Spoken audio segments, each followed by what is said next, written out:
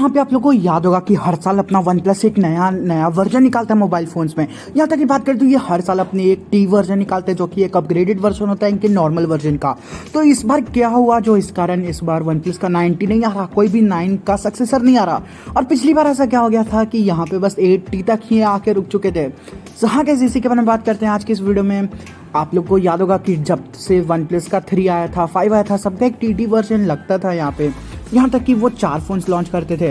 लेकिन अब कुछ कहानी अलग हो गई है। सो बात करते हैं सबके बारे में आज की इस वीडियो में। So hey what's up, my name is किश वात इंडिया की fashion channel. So let's get start with today's video title no OnePlus 90 this year. So let's get started. इस बार बात करें तो सबसे पहले यहाँ पे आ रहा है एक खबर। यहाँ पे मैक्स चैम्बर काफ़ी ज़्यादा यहाँ पे फेमस लीक्स्टर हैं, यहाँ पे OnePlus के ज़्यादातर लीक्स निकालते हैं। तो इस बार इनकी तरफ से ही यहाँ पे एक ऑफिशियल ट्वीट निकाला गया था कि OnePlus का 90 इस बार नहीं आ रहा है। और इसी के साथ बात करें तो इस बार काफ़ी सारे और भी यहाँ पे बात करते हैं कि यहाँ पे टीज फोन्स क्यों निकाले जाते थे।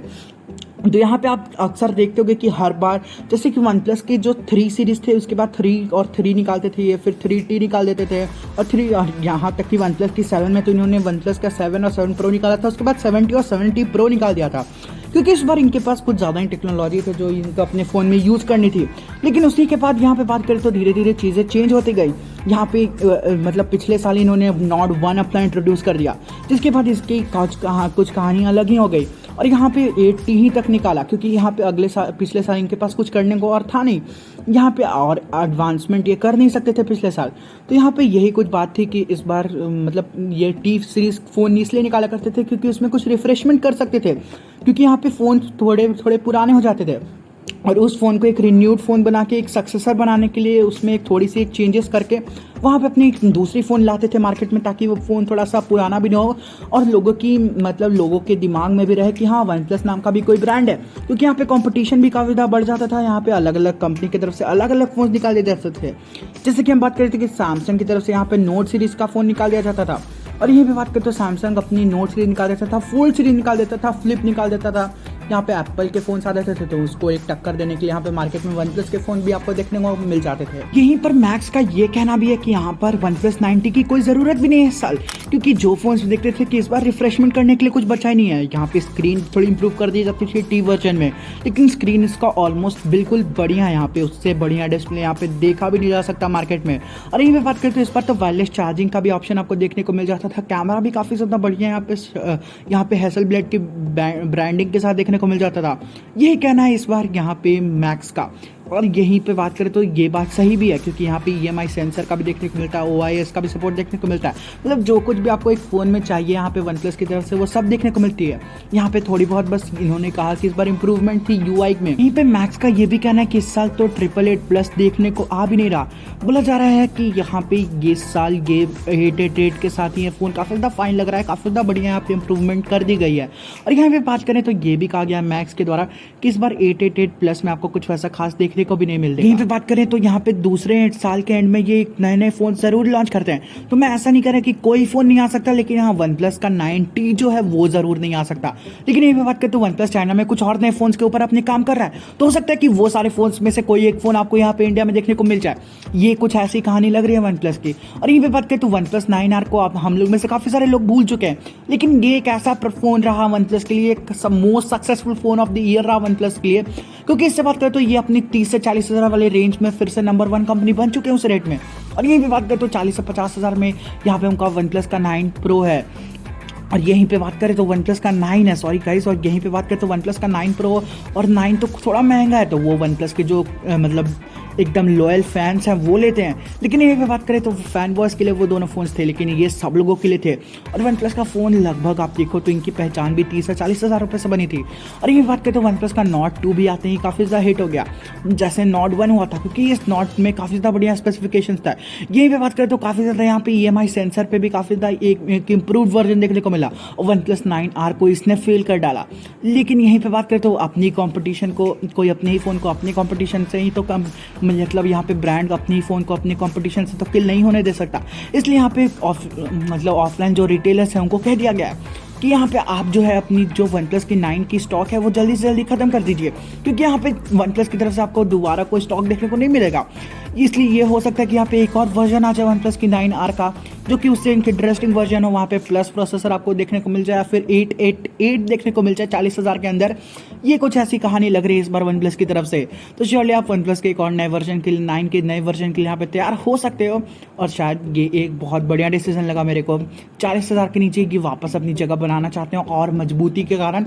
और इस बार देख सकते हैं कि यहाँ पे वन प्लस की शायद यहाँ पे उसमें एक नया EMI सेंसर देखने को मिल जाए आपको, एक बढ़िया OIS देखने को मिल जाए, और यहाँ पे शायद हैज़लब्लड की ब्रांडिंग भी उस फोन में अभी आपको देखने को मिल सकती है। इसके साथ आपको टी वर्जन में एक और चीज देखने को मिलती थी, वो थी इनकी नई सॉफ्टवेयर यहाँ पे।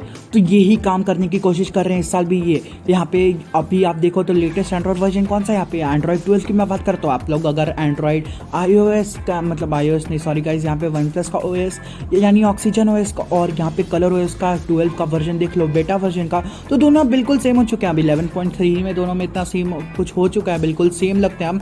तो सोच लो आप 12 में क्या हाल हो सकता है इन दोनों का, मतलब बिल्कुल अब सेम ही हो जाने के, मतलब ये दोनों बिल्कुल अब सेम लगेंगे। ये बात मैं गारंटी लिख के दे सकता हूँ आपको एक पेन और पेपर पे। तो श्योरली ये बात तो आप अब समझ ही जाओ।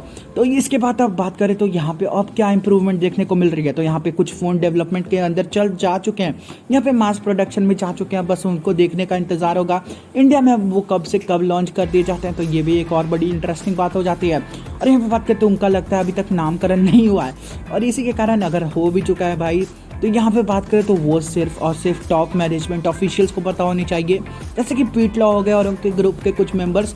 यहाँ पे अभी वो डेटा लीक नहीं हुई, और जैसे ही लीक हो जाती है तो यहाँ पे वन प्लस को, तो आप जानते हो हाइप बनाने में तो ये माहिर है, तो ये हाइप जरूर बनाएंगे इस फोन का भी। तो श्योरली आप इसके नाम के लिए भी वेट कर सकते हो। मैं बात करूँ यहाँ पे लॉन्च डेट की, अगर इन दोनों फोन्स की, तो यहाँ पे बात करते तो यहाँ पे आपको अगस्त तक इनका लगभग स्टॉक खत्म होते हुए दिख जाएगा वन प्लस की 9 सीरीज का। तो उसी के बाद यहाँ पे ये अपने फ़ोन को लॉन्च करने की सोचेंगे भी यहाँ पे। और मेरे को लग रहा है कि यहाँ पे दशहरे के टाइम जो यहाँ पे सेल चलती है ना अमेजोन पर, उस टाइम इसको लॉन्च करना सबसे अप्रोप्रिएट टाइम होगा, और यही ये करते भी आ रहे थे।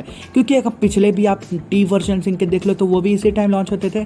तो श्योरली ये फ़ोन, मतलब ये भी जो अननोन फ़ोन्स हैं एक या दो, वो भी आपको इसी टाइम शायद देखने को मिल जा सकते हैं। ये भी एक कोइंसिडेंस ही रहेगा, क्योंकि यहाँ पे आप देखो तो ये यहाँ पे एक प्रोडक्ट की भी हाइप रहती है और यहाँ पे सेल की भी हाइप रहती है। तो उसमें प्रोडक्ट काफ़ी ज़्यादा बिक जाता है, कुछ डिस्काउंट्स ज़्यादा मिलते हैं यहाँ पे, और इसी को ये अपनाते भी हैं। जैसे कि आप देख लो यहाँ पे वन प्लस की नोट 2 की लॉन्च की देख लो, प्राइम डे सेल के आसपास ही रखा था इसको, और यहाँ पे फ्लिपकार्ट की प्लस कस्टमर्स की भी सेल चल रही थी। तो श्योरली यहाँ पे यही काम ये करना चाहते हैं।